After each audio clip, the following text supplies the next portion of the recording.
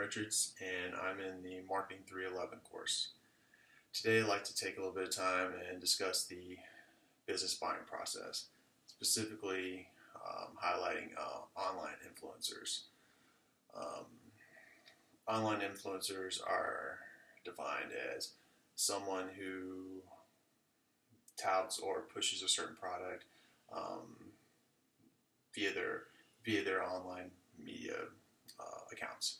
So with that, we're talking just anecdotes or blatant product placement, and they're just their casual everyday posts.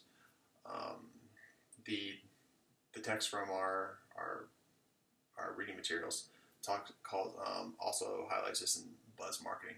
So this doesn't have to be a celebrity or a well-known person. This could be you or me. Um, Forbes talked about um, uh, Instagram, 100,000 followers equates to $1,000 per post about a specific item.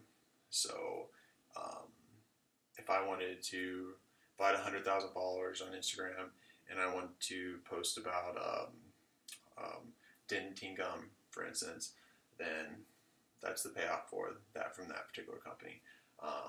YouTube has a similar process. For every 1,000 views, it's $100 per video with 1,000 views. So, like I said, this doesn't have to be famous famous celebrities or your traditional influencers of the past. This now can be just anyone via social media platforms. With that, I'm sure we've all seen Mad Men, shows like that, where it talked about in the past, like ad agencies sitting around and brainstorming about video, print, or even radio marketing. These things still exist, but now more than ever, these traditional media platforms don't reach the consumers the way that they once did. So with that, there are many online social media platforms now. In the US alone, the most popular ones are Facebook, YouTube, Instagram, Twitter, Tumblr, Reddit, Snapchat, Pinterest, to name just a few. And overseas in Asia and Europe, there's even more that most Americans aren't exposed to. And some of the leading influencers on there are celebrities, but like I said, they can be just like us, like people you know. So with that, like Digital Marketing Institute talked about 70% of teens trust influencers more than celebrities. So I'm sure in the past we've all seen things like ad campaigns on TV and radio or print talking like say Taylor Swift pushing Diet Coke, or Jessica Simpson sharing her experiences with Weight Watchers, Will Ferrell highlighting Dodge products, and David Beckham with H&M. These campaigns still exist, but they're not as effective as they once were because of cord cutting and individuals being more online. And as we all know, with your online social media platforms, you can more choose who you follow and what you see. And with that comes influencers. I may follow my favorite sports personality or a politician or someone else that I want to hear from on a day-to-day basis.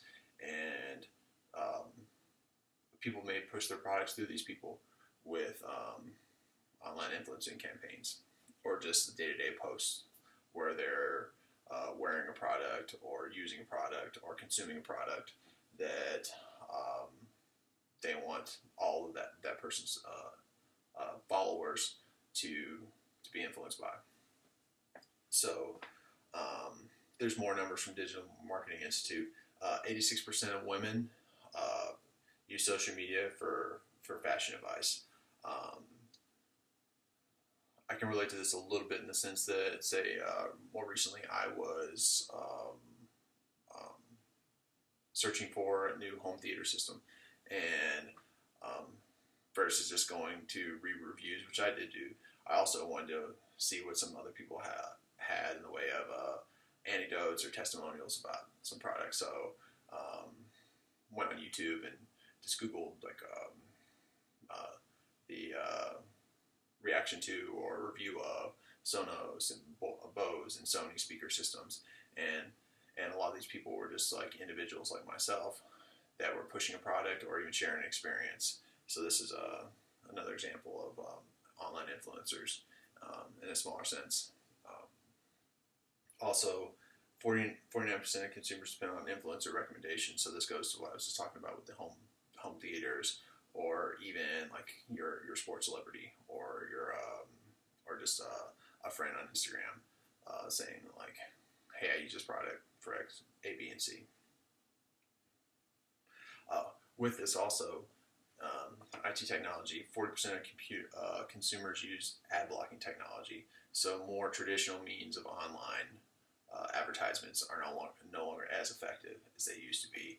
So, say with pop-up blockers or other kind of things where, or people not allowing cookies for their websites, they don't get the more traditional online media blitz that you would get by just visiting regular websites of news and sports and other specific websites. With that, you are less likely to get the old way of advertising. So, but since you subscribe and follow these individuals on your social media, you're basically asking to get their recommendation or their anecdotes or stories about these products. So this is much more effective than the old media's way. So if I could have you take away anything from this conversation, it would be that sure, some of you guys have all seen this influencer model out there. It's not a new model, but it's growing more and more. Projected by 2030, $20 billion be spent marketing and online influencers alone. And so, like I said, not the traditional media platforms, and just the new social media process with the online influencers. So with that, it's there are many more avenues and to make sure and market our products and get the word out on things that some people may not otherwise be able to see. So with that, we can spread the word more and then hopefully reach the consumer better. So thank you.